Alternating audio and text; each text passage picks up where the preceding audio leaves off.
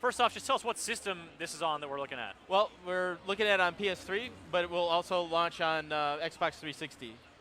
Excellent. And, you know, a familiar sight to any MX versus ATV fan, but, like, one of the things about this game is how many, you know, different vehicles, different modes you get in, the different options you sort of present the player with. So what mode, what vehicle are we in now? What do we got? So this, we're playing the 450 Supercross mode. So you start off with a you start off with a stock bike, but you can eventually work up to a pro level Supercross bike. We're brought back Supercross tracks, which we were only able to deliver a couple on MX vs. ATV Alive.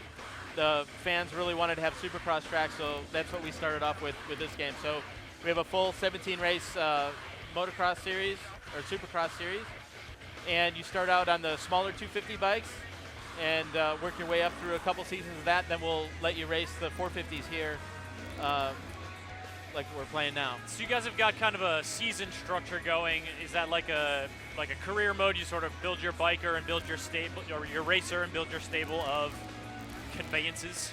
Sure, it's a kind of a more simple arcadey style. Like you start off in the 250 East, then you go to 250 West, and once you've mastered that, then you can do the full 17 race series. On so it's new from Alive. Alive had a leveling system, but whoa.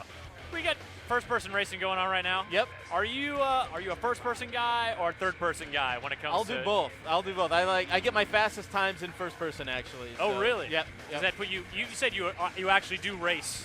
Yeah, I've been racing for 6 years. Taking a year off right now, but the development schedule getting a little hectic. Oh, a little bit. You might say that. So you're switching between your first person, third person. I'm sorry, I think I interrupted you earlier when you were talking. You know, first person has its advantages, but you also don't get to see the terrain deformation that's happening behind you. So yeah, you get a little bit better view of that. So what we have is a really sophisticated terrain deformation system that lays down ruts. So over time, you'll see you know, where the AI has laid down the track. And sometimes you can blaze hook up a new in there. track in the case. Yeah, exactly. Maybe. No, but you can make your own ruts and, you know, cut a earlier line like Reinhardt's doing here. Or you can follow the line where everybody else is. So it kind of helps as a guide of like where the other guys are fast. But if you could cut a faster line somewhere else, that's great. And then you could use your own ruts to hook up a little better in the corners. And we've evolved it over time. It started in Reflex. It was tuned in Alive, and now we're really happy with where we're at. Yeah, so it's not just the cosmetic, you know, like, oh, this track's getting torn up. It's you can actually lean into it in a different way because you know that deep rut is there. Exactly. You can, you just hook right up in there. It's great. It feels great. Very cool. Of course, we've got two wheels in action now, but MX versus ATV, well, I'm sorry. He just ejected right there. Yeah, just for fun. We just got derailed again real quick because is that a thing you can just do anytime in the game? Yeah. There's a 4-button combination you could just like launch. We have about 15 minutes of fun every day doing that. Right. I gotta say that was one of my favorite things about Grand Theft Auto 5 was the ability to just kind of ragdoll yourself. You bet. And you know, doing it here, doing it in trials, it just. We would you gather around and like, let me check. All right, I got this. Are we gonna, like hit it at the right time? You flail, you crash. Yeah, you bet. Can I eject into the stands, or can I get over the start-finish line? That kind of stuff. So it's fun because like if you get frustrated, you can't beat can't beat a particular race. You just want to play around and blow off a little steam, and then get serious again and do another race. And I feel like that'd be an important part of this because you guys have the very tuned racing, the track dynamics. The very competitive edge. Sure. You also want to have a little fun with it. Oh no, exactly. And we've talked to some of the very top pros in racing, and they like to kick back and have fun. They don't want it to be super technical. They do that every day. Yeah. You gotta get out there and have fun. They love to just throw themselves off the bikes willy-nilly. Yeah, I'll just throw my career away. That's fine. $2 million a year. That's fine. Whatever. No problem. Yeah. Just for laughs. Woohoo! Oh, video games helping us do the things we would die doing in real life. All right, so this is a Supercross course, and of course Supercross is in the title of the game, but do we have, what's the kind of course variety folks can look forward to here? Well, really focused on the Supercross events. So we delivered a lot of tracks, 17 this time. So it's quite a bit.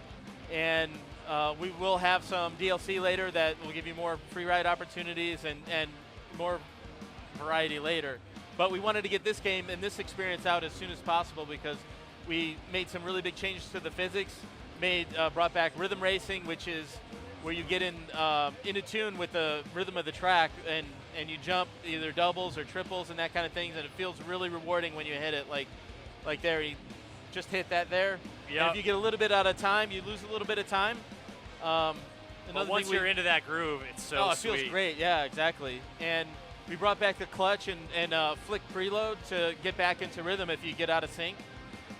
That's made it so much more enjoyable. We also kind of tuned down the amount of wrecks, so you can just keep racing because it's no fun to do it in real life, and it's not too fun to do it here either. So it's a little more rub-in, like you can, you can have incidental collisions, but not. Exactly. Yeah, we got it set up so you can't really abuse the AI too much, and they're not going to abuse you, but just found that people don't like to spend time laying on the ground. They want to burn laps. I gotta say though, when they were bouncing off each other, I was having visions of my Sega Genesis past, and kind of wishing there was like a crowbar in that guy's exactly. head.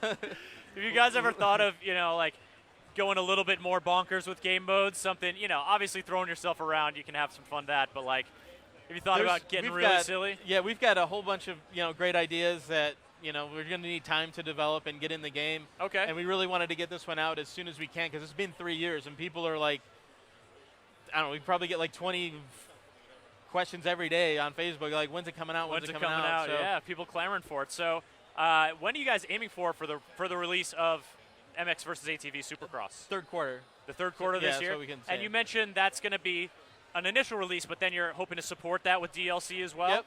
Can you give us any insight into what like the pricing structure might be of the initial game versus the DLC stuff? You guys I'm not sure we've announced a price yet, but it's going to be a great price. It's going to be a really good value, a lot of game for the money. Very cool. Ken George from Big Bang Entertainment here with MX versus ATV Supercross. Thank you so much for coming on the set. Thanks a lot. To check it.